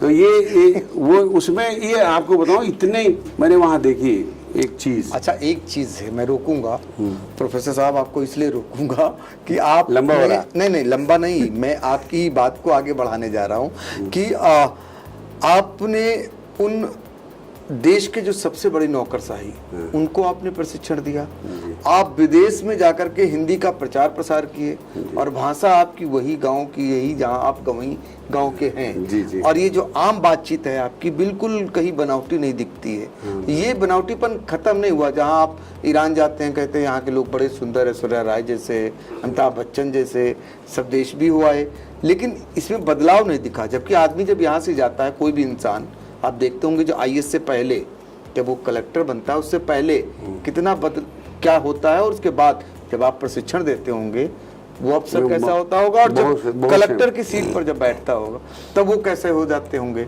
और आप में कोई बदलाव नहीं दिख रहा। नहीं, होना भी नहीं चाहिए। मनुष्य में बदलाव होने का मतलब पशुता की ओर बढ़ना है। अच्छा, या तो मनुष्य से पहले हो जाओ या मनुष्य से बाद। देवता तो हो नहीं रहे अभी लोग, तो पशु हो रहे होंगे। मनुष्य से नहीं हटना है, मनुष्य से नहीं हटना, मनुष्यता में ही रहना। हम जब अपने भाई, छोटे भाई को लखनऊ लाए, मेरा भतीजा बैठा है, इसके पिताजी को पढ़ाने के लिए लाए वहाँ लखनऊ में, तो ये लौट के आया तो खड़ी बोली बोलने लगा गांव में। अच्छा। तो कहे, तो गांव वाले हमारे कहें कि बड़े वाले भैया तो अभी तक अंग्रेजी नहीं हुआ, तो महीने में अंग्रेजी बोलने लगे। तो ये जो बदलाव है, ये बदलाव हमें प्राकृत नहीं रहने देता है, बिल्कुल वो गड़बड़ कर देता है। तो आपको बताऊं, कहीं से भी आप आए लौट कर, अपने देश में जब आए लौट करके, अपने समाज में लौट कर आए, तो उनकी भाषा में, उनकी संस्कृति में, मैंने कहीं लिखा था कि ये जो हमारी संस्कृति है ना, कोई भी जब हमारी भाषा जाती है तो उस भाषा को संस्कृति, जो ये हमारी संस्कृति है ना, उसका माध्यम या उसका वाहन भाषा होती है। तो जब हम दूसरे देश में जाते हैं पढ़ाने, तो हमको ये ध्यान में रखना चाहिए अपने सांस्कृतिक विषयों को पढ़ाएं। तो मैं आपको बताऊं, तो उसके जो अनुवाद करता था मैंने कहीं उल्लेख नहीं किया अपने इसमें, आप देखेंगे परिचय उच्चय कहीं नहीं है, क्योंकि वो मेरा धर्म था, मेरा कर्तव्य था। तो उसके बाद जब भारत सरकार भेजने लगी ना वहाँ, तो दूसरों को भी मतलब बताया कि वो चीनी पैसा देने लगे उनको जी। तो अगर मेरी वजह से मेरे देश के लाखों रुपए महीने बच रहे हैं, तो मैं भले ही वो नहीं स्वीकारती, मुझे लग रहा था कि अगर ये प्रस्ताव नहीं स्वीकारेगा मैं वापस हो जाऊंगा तो कम से कम 20-22 लाख रुपए एक साल का जो बढ़कर मिलेगा। उन्हें कुछ परवाह नहीं की और हमने कहा कि आधा आधा, और स्वीकार हो गया। अगर आप शुद्ध नियत से कोई काम करते हैं तो घाटा तो नहीं होता, घाटा नहीं होता। और आज भी वो शायद देती हो, क्योंकि उसके बाद वो देने लगी, उस यूनिवर्सिटी ने पैसा देना शुरू कर दिया, आधा। तो आधा भारत सरकार दे रही, पहले पूरा भारत सरकार देती थी। तो देखिए ये बदलाव है। भारत का व्यक्ति जब दूसरे देश पहुंचा चीन में, तो चीन को भी मजबूर कर दिया। आपने वहां पर हिंदू के स्टूडेंट, यानी हिंदी के स्टूडेंट तैयार किए, और फिर जो विश्वविद्यालय था वहां पर आपने कहा कि आधा पैसा आप दीजिए, आधा पैसा भारत सरकार देगी, और उन्हें मानना पड़ा। और देखिए आज जीती जाती मिसाल है एक गांव से निकले हुए व्यक्ति जो जा करके विदेशों में हिंदी को बढ़ावा देने की दिशा में झंडा गाड़ कर आए। हिंदू संचेतना पत्रिका में डिस्टर्ब करूंगा जी, व्यवधान डालूंगा, माफ करिए। जी जी जी। हिंदू संचेतना पत्रिका उन बच्चों से ही शुरू की थी, और आज वो अंतर्राष्ट्रीय पत्रिका है। अच्छा। आज भी वहां से निकलती है, उसका संपादक मैं ही हूँ आज भी। हिंदू संचेतना आप नेट पर डालेंगे आपको मिल जाएगी। इसके अलावा भी आप अगर देखा जाए तो प्रधानमंत्री जी का संदेश भी उसमें पहले अंक में ही है। जब बच्चों की पत्रिका थी तभी हमारे माननीय प्रधानमंत्री ने संदेश भेजा था, पहले अंक में ही। और वो विद्यालय की हिंदी विभाग की पत्रिका थी, और ये हिंदी चेयर की थी, जो कल्चरल चेयर थी हमारी, जो ICCR की, Indian council for cultural relations, तो उससे निकाली थी मैंने।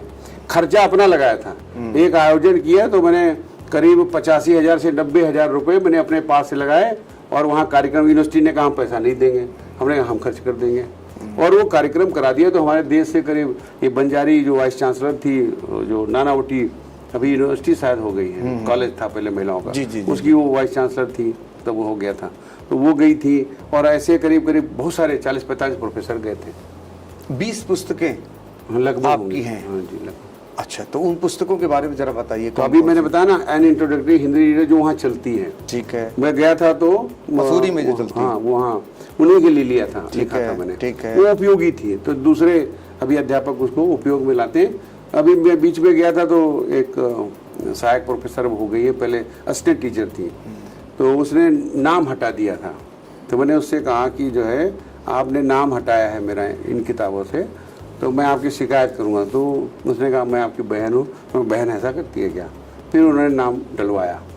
तो एक ये है, एक अरेबिक एंड पर्शियन टर्म्स की है, एक स्त्रीलिंग शब्दमाला है। अब कितने वो लोग इस्तेमाल करें, कभी कभी द्वेष भाव होता है ना, अपना नहीं जानते हैं तो लिखेंगे नहीं, तो उसमें नाम हटा करके कर दे, हो सकता है फिर नाम हटा दिया हो, तो उसमें पीछे भी नहीं पड़ना है। हमारा उद्देश्य है कि हमारा जो हमको जानकारी है, हमें जो समझ है, हमारा जो ज्ञान है, उसका उपयोग समाज करे, या जो हमारे प्रशिक्षित अधिकारी हैं वहाँ वो करें। वो लड़की महाराष्ट्र की है, तो उसको हिंदी की इतनी पकड़, इतनी समझ नहीं है, वो जो मैं हिंदी का हूँ इसलिए मुझे है। तो मैंने उनको बताया, हमने कहा ये किताबें जो हमने लिखी हैं केवल इन्हीं के लिए लिखी हैं, तो हो सके तो हमारे नाम से इस्तेमाल करो और लाभ मिलेगा इनको। तो वो वहाँ की है, बाकी तो साहित्य की हैं, जैसे दोहों पर है, दोहा संग्रह है मेरा, और डरा हुआ आकाश है, ये दोहा संग्रह है, और एक गज़लों का संग्रह है। तो ऐसे करके कुछ किताबें, एक दलित साहित्य का स्वरूप, विकास और प्रवृत्तियाँ दलित साहित्य पर हैं, आलोचना की किताबें हैं। एक मैंने अभी तैयार कर ली है किताब मातृभाषा में शिक्षण, वो बहुत जल्दी आ जाएगी। दो ये जो निबंधों के व्यंग्य के, हमने करीब 3 साल तक लगातार व्यंग्य लिखा, गोरी सोई सेज पर करके कई अखबारों में।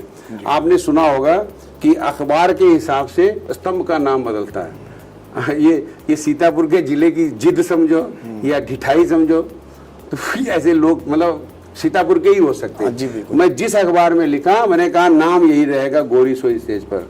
ऐसे करके जनसंसार में लिखा, वो वॉइस ऑफ ट्रेड में लिखा, एक और किसी अखबार में लिखा, सब में मैंने नाम वही रखा, अपना ही टाइटल दिया। बस जी, उससे पहचान है। बिल्कुल बिल्कुल, उससे मतलब ऐसे उदाहरण आपको कम मिलेंगे। हाँ, नहीं मिलते, वो अपने हिसाब से उसको फिट करते हैं। हाँ, ये सीतापुर वाले ही कर सकते हैं। तुम मनो छापो मनो ना छापो, लेकिन हम लिखेंगे इसी नाम से। 3 साल तक लिखा मैंने। अच्छा। और ये 2 साल तक लगभग लिखा। ये इसमें चीन की डायरी आप जरूर पढ़ें, गर्भनाल में। अच्छा। 14, 15, 16 में। तो चीन के बारे में जितना मैं समझ पाया, 2-3 चीजें मैं और आपको बता दूं, समय लूंगा, बड़ा कीमती समय आपका। बिल्कुल बिल्कुल। वहाँ जो संस्कार, हमारे 16 संस्कार है, जन्म और मृत्यु, मैं अंदर से चाहता था कि ये देखने को मिले। अच्छा, चीन में। हाँ, जैसे मृत्यु के संस्कार कैसे होते हैं, ब्याह कैसे होता है। तो मैं जब गया तो एक अपने मित्र के यहाँ गया, बहुत दूर, 1500 किलोमीटर उससे, उसमें था, मैं ग्वांजो में था। तो वहाँ से 1500 किलोमीटर अंदर गया। तो वहाँ जब गया बिल्कुल विशुद्ध गांव में, तो वहाँ एक की डेथ हो गई, तालाब में डूब गई थी। अच्छा। अब ये मेरी इच्छा थी, उसकी वजह से रही, लेकिन सही हो गए, ऐसा हो गया। तालाब में वहाँ भी डूबते हैं लोग? हाँ। अच्छा। वहाँ हर खेत में लगभग तालाब है। अच्छा।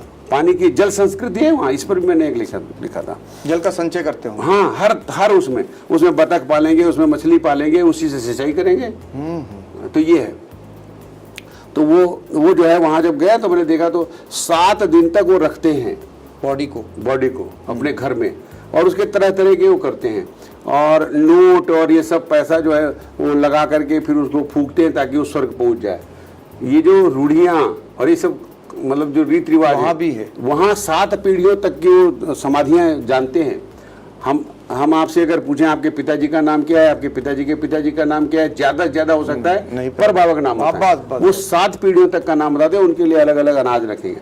अब मैं गया उनके साथ देखने, तो मैंने बताया कि सबकी उस पर मोबाइल रख रहे थे, डमी। अच्छा। मतलब ऐसे।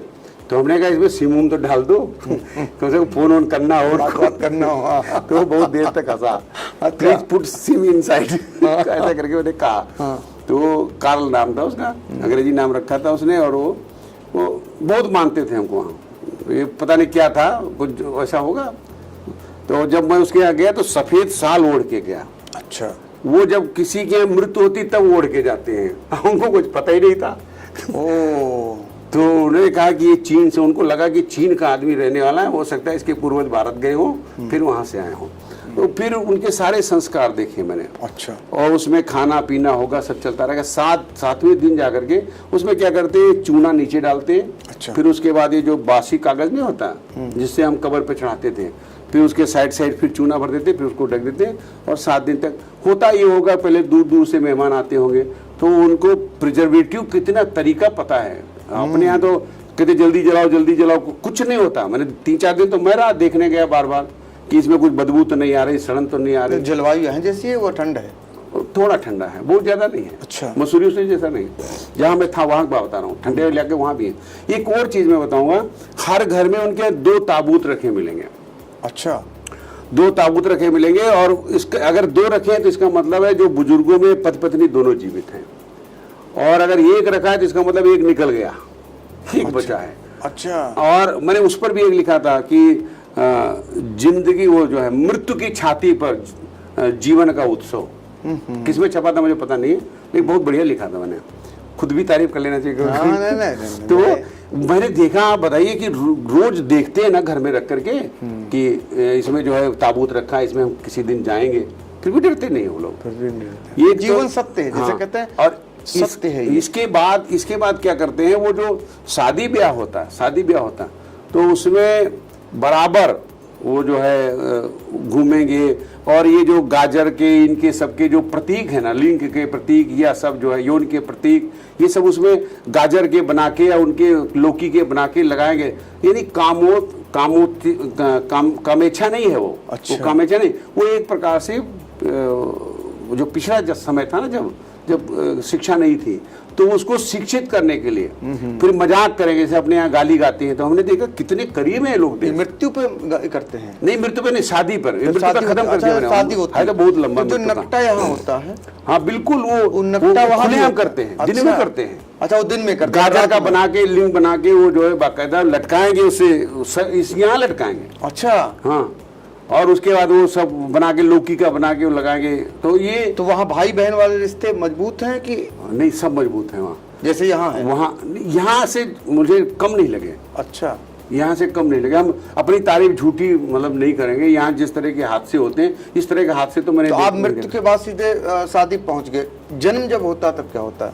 जन्म का मैंने देखा नहीं। अच्छा, देखा जन्म का देखा नहीं, लेकिन एक चीज मैं बताना चाहूंगा, जन्म के उत्सव भी उतने ही गौरवपूर्ण तरीके से या रस्मय तरीके से मनाए, जैसे हमारे यहाँ सब कुछ होता है। समय रहता है, वो लोग कहते हैं बहुत काम करते हैं चाइना वाले। नहीं, सब होता समय। एक बच्चे को पालने वाले मैं बताता हूँ, माता पिता उसके खुद हैं 2, उनके नाना नानी, उनके दादा दादी। अच्छा। तो 6 लोग पालते हैं एक बच्चे को वहाँ, क्योंकि एक बच्चे का था ना वहाँ। अभी वो कोई जो एप्लीकेशन ले रहे हैं कि आप दूसरा बच्चा चाहते, जब मैं था तब की मैं बता रहा हूँ, प्रोत्साहन दे रहे हैं कि दूसरा बच्चा नहीं कर रहे लोग। अच्छा। क्योंकि जो सुख उनको एक बच्चे में मिल रहा है, वो 10 बच्चे क्यों करें, 4 बच्चे क्यों करें? अब वहाँ सरकार चाह रही तो लोग नहीं चाह रहे। तो ये है, अभी हम के उनके बारे में कि एक बच्चा जो दूसरा रखेगा उसका टैक्स लगेगा, ऐसा कुछ हमने नहीं देखा वहाँ।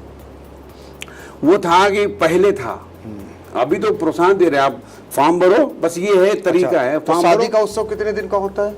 शादी का उत्सव मैंने एक ही दिन का देखा वहाँ। और होता कितने दिन का है? वो जैसे अपने यहाँ 2-3 दिन चलता है, वैसे उनके शुरू से लेकर 1-2 दिन पहले से लेकर 1-2 दिन बाद तक चलता है। अच्छा।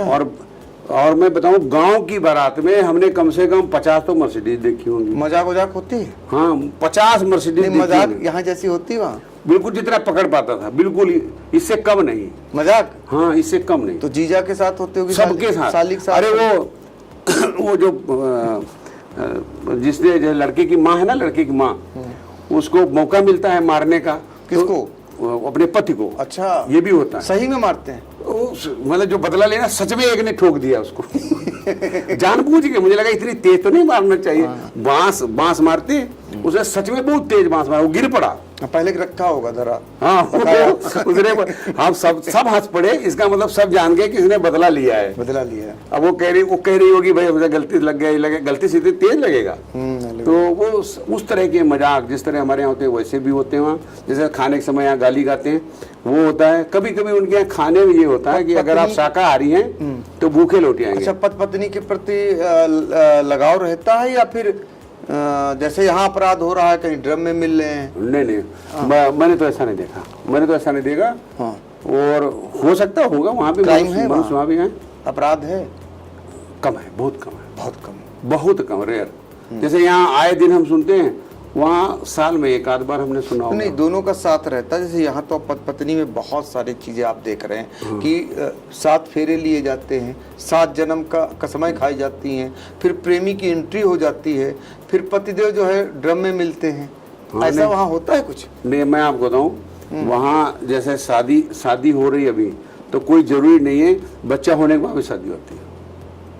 प्रेम चल रहा है, हाँ। बच्चा हो गया, समाज उसमें कोई बाधक नहीं है। दूसरे से उसी से उसी दूसरे से नहीं है। दूसरे से नहीं, फिर वो हो सकता है करे, अलग बात है, लेकिन मैंने ऐसा नहीं देखा। मैंने 2-3 केस ऐसे देखे जिसमें प्रेम पहले से हुआ, और वो देखो उनकी ये है कि गाड़ी होनी चाहिए, मकान अपना होना चाहिए, अच्छा। तब शादी करेंगे। बच्चा हो जाए तो कोई किराए पर नहीं लेंगे, वो कोई शर्त नहीं है।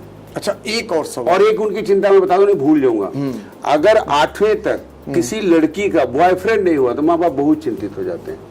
इतना चिंतित मैंने 8वीं तक, हाँ, कचाट तक, हाँ 8वीं 8 क्लास तक। अच्छा, वो उनकी चिंता का विषय, चर्चा का विषय हो जाता है, हमारी बेटी को कोई बॉयफ्रेंड नहीं मिला नहीं। ओ, और उससे मैंने देखा, उससे एक बॉयफ्रेंड मतलब ये नहीं है कि मतलब शादी करने वाली प्रवृत्ति, उस तरह नहीं, मतलब उसको एक जीवन साथी समझने के लिए चाहिए। ऐसा जीवन साथी हो जिसको वो 8वीं से 7वीं से 6ठी से समझने लगे। और फिर भाई अपने यहाँ सूर ने भी तो ना, लड़काई को प्रेम कहो अली कैसे छूटे। मैंने वहाँ देखा है 2 लोग ऐसे देखे, एक छिंकुई है जिन्होंने सूर पर PhD किया है, और एक लड़की और थी जिसने सूर पर PhD किया, और इतना गंभीर अध्ययन किया। तो ऐसा नहीं कि सूर और तुलसी को हम ही समझते हैं, और वो लोग और हमसे अच्छा समझते हैं। लेकिन यहाँ तो लिविंग रिलेशन का विरोध हो रहा है। हाँ, तो वहाँ लिव इन रिलेशनशिप जो है वो बहुत पहले से स्वीकार्य है। स्वीकार है। तो जो लिविंग रिलेशन में जो आरोप लगते हैं, जो अपराध होता है, जैसा कि अभी आपने देखा, कहा गया लिविंग रिलेशन को कुत्ते से जोड़ दिया गया, तो क्या वहाँ भी ऐसी होता है चीन में? नहीं, आपको बताऊं, जहाँ पहले से खुला रहा है, यौनाचार खुला रहा है, वहाँ इस तरह के कांड नहीं हुए। जिस भी देश में आप, यूरोप को आप देखिए, इस तरह के कांड देखे या नहीं देखे कि 36 टुकड़े 72 टुकड़े, और ये उसमें ड्रम में मिलना, या फिर काट करके उसे घाटी में फेंक देना।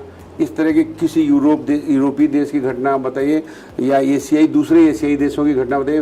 पाकिस्तान, भारत, नेपाल और बांग्लादेश ये अलग नहीं है। तो ये जो संस्कृति वाला आवरण है, ये कहीं ना कहीं नकली है ना? बिल्कुल नकली है। और आपको बताऊं, हम चाहते हैं दिखाना कि हम बहुत संस्कृत हैं, हम बहुत संस्कृत नहीं हैं।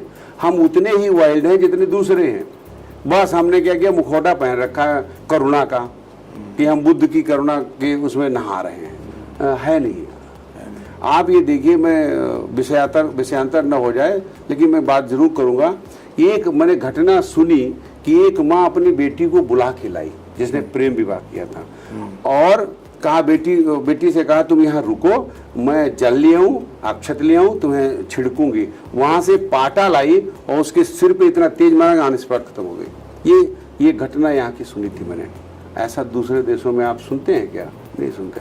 हम कह दें हम बहुत बड़े कल्चर्ड हैं, हम कह दें हमारी संस्कृति 5000 साल पुरानी है, हम क्या हो गए हैं, हम बिल्कुल फिर लौट रहे हैं उधर पाश्चात्य बंदरिया जैसे नहीं, अपने मरे हुए बच्चे को। तो अगर हमारी संस्कृति का कुछ हिस्सा सड़ रहा है तो उसे हमें छोड़ देना चाहिए, हमें बंदरिया नहीं बनना चाहिए। हम बंदरिया बने हुए हैं, एक बड़े खेत के साथ में। हाँ बिल्कुल, आपने आईना दिखा दिया, जो वास्तविक समाज है उसको आपने परिलक्षित कर दिया। चलिए अब आगे बढ़ते हैं। जब इतने काबिल और हिंदी को बढ़ावा देने की दिशा में आपने एक युग बिताया है, यानी अपना अच्छा खासा समय दिया है, भारत में ही नहीं विदेशों में भी आपने सुना भी, बहुत सारे प्रसंगों को सुना, बहुत सारे आपको अनुभव मिले होंगे और बहुत सारी सीख मिली होगी। और कहते हैं यदि आपने ठान लिया है, एक तो आपने साबित किया कि अस्थायित्व, बहुत सारे लोग, जैसे एक नौकरी मिल गई काम चल गया, आपने तमाम उदाहरण दे डाले, कहाँ से कहाँ हमेशा प्रगति होती गई, मन और दिल उधर ही लगाया, ज्ञान भी उधर ही विकसित किया और कहाँ से कहाँ तक पहुँचे, ये साबित करता है। और उसके बाद फिर अपने देश में, अपने इलाके में, यानी रामपुर मथुरा जो पिछड़ा इलाका माना जाता है, जहाँ बाढ़ और जहाँ पर कटान और आगजनी की सबसे ज़्यादा घटनाएं होती हैं, हालांकि ये इलाका अब धीरे धीरे शिक्षा के क्षेत्र में सबसे अग्रणी होता जा रहा है। अगर यूपी बोर्ड की बात करें तो यहाँ हाई स्कूल और इंटरमीडिएट के टॉपर्स इसी इलाके से आ रहे हैं। रिकॉर्ड आप देखेंगे पिछले कई सालों से, टॉप 10 की अगर सूची देखेंगे तो वो सीतापुर का महमूदाबाद, रामपुर मथुरा इलाका ही होगा। अब वहाँ पर खुद प्रोफेसर साहब ने बहुत सारे बच्चों के लिए विद्यालय खोलने की वहाँ पर तैयारी की है। उसका नाम है कमला नारायण इंटरनेशनल स्कूल। जी बिल्कुल, हम आएंगे आपके वहाँ भी आएंगे। हम एक परिचय देना चाह रहे हैं कि फिर से बच्चों को आज जिन्होंने अफसरों को पढ़ाने का काम किया, विदेशों में जाकर के हिंदी को बढ़ावा देने का काम किया, अब सीतापुर अपने गांव आकर के उसी इलाके में बच्चों के लिए स्कूल खोलने जा रहे हैं। तो प्रोफेसर साहब, देश ने आपको, मतलब देश को नाज है, ऐसे में आपको सम्मान भी कई मिले होंगे। हमें मिले हैं, कोई संदेह नहीं। आपके जितने नहीं मिले, जितने आपके 100-150, लेकिन हमारे हर घर में, हर रिश्तेदार के यहाँ 3-4 सम्मान हमारे रखे हैं जी। हमारे सूरत में हमारे बेटे का, बड़े बेटे का घर है, छोटे बेटे का घर है, और ये जो है हमारा भी एक है, तो उसमें है जहाँ जहाँ जगह है रखने की। जालौन में एक सम्मान आपको 1999 में मिला। हाँ जी जी, शुरुआत हमको लगता है वहीं से हुई जी, शुरुआत हमको वहीं से। अभी औरैया में ये मतलब साहित्य कला परिषद का था। हाँ जी, यहाँ औरैया में भी मिला था मुझे एक, कई उसमें होंगे नहीं नेट में, एक इसमें क्या नाम है जो अपना बल्लभ संप्रदाय का है ना, उसमें नाथ द्वारा में वहाँ से मुझे मिला। एक लखीमपुर में जो ये जो शुक्ल जी का मसीह, वहाँ अवधि वारिद सम्मान मिला। ये सब जिक्र नहीं होगा, करीब 20-22 का जिक्र नहीं है। जी जी जी जी, इससे ज्यादा हो सकते हैं। अच्छा ठीक है, आप इस काबिल भी हैं, मिले आपको, और हम लोगों को भी नाज है।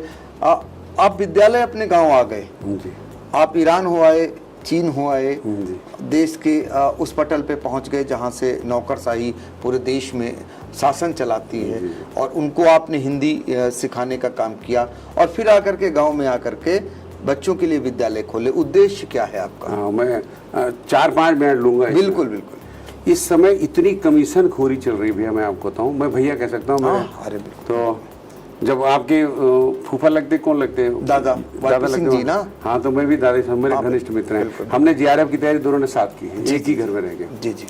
तो वो जो है मैं देखता हूँ, किताब का दाम 80 रुपये अगर है तो उसके पहले मुहर लगा देंगे 3 की, 380 हो जाएगा। एक तो पहले से इतना ज़्यादा 20 पृष्ठ की किताब और उसका मूल्य इतना। तो मुझे लगा एक गरीब का बच्चा कैसे इतनी महंगी किताबें, 300 की, 400 की किताबें हैं, और 10 किताबें जोड़ देते हैं, 4000 की किताबें हो गई। जिसके 2 बीघा खेत है, 4000 की फसल नहीं बचा पा रहा हो खाने के बाद।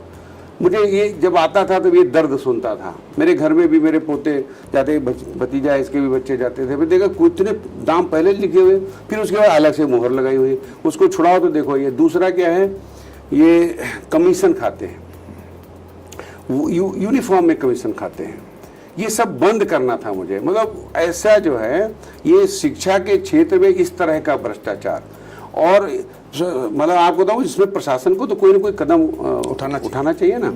तो अभी जैसे इस कार्यक्रम में पांडे जी ने रखा था, तो इसमें मुख्य अतिथि मुझे बनाया था, BSA साहब को विशिष्ट अतिथि बनाया था।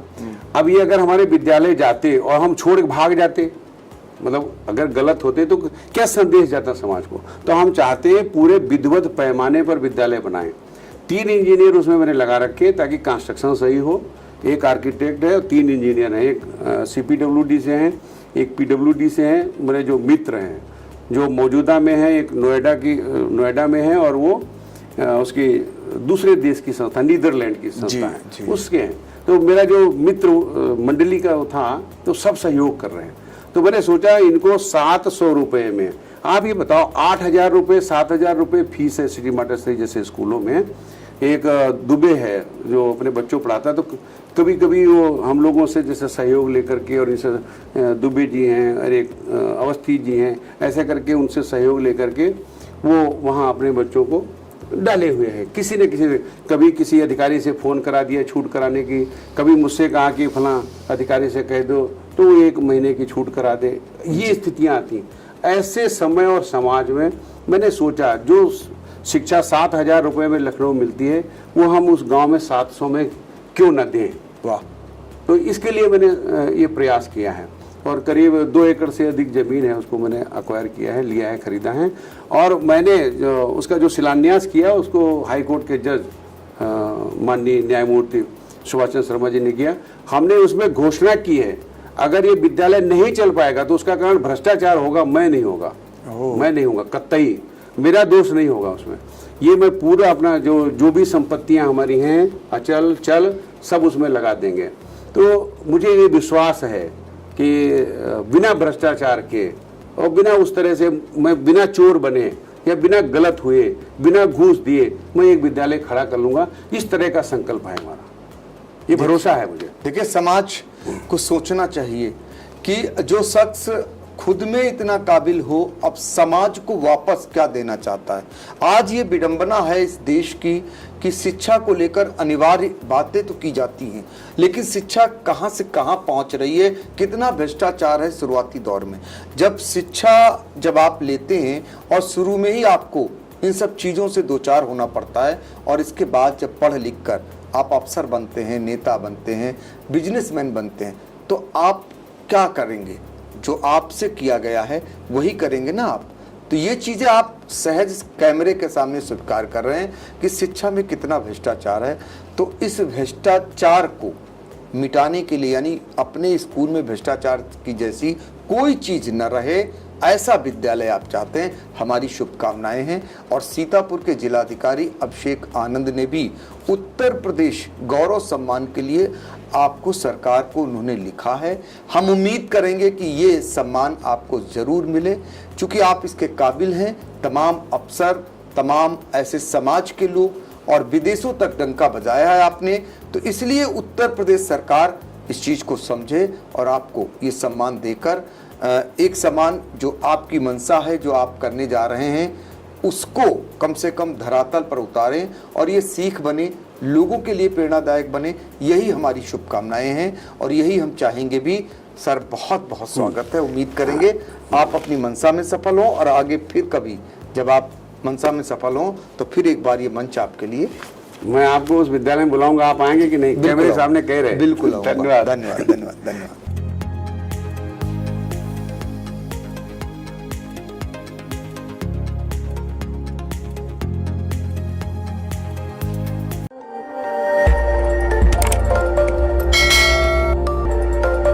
खबर आपकी, नजर हमारी। देखते रहिए आई इंडिया।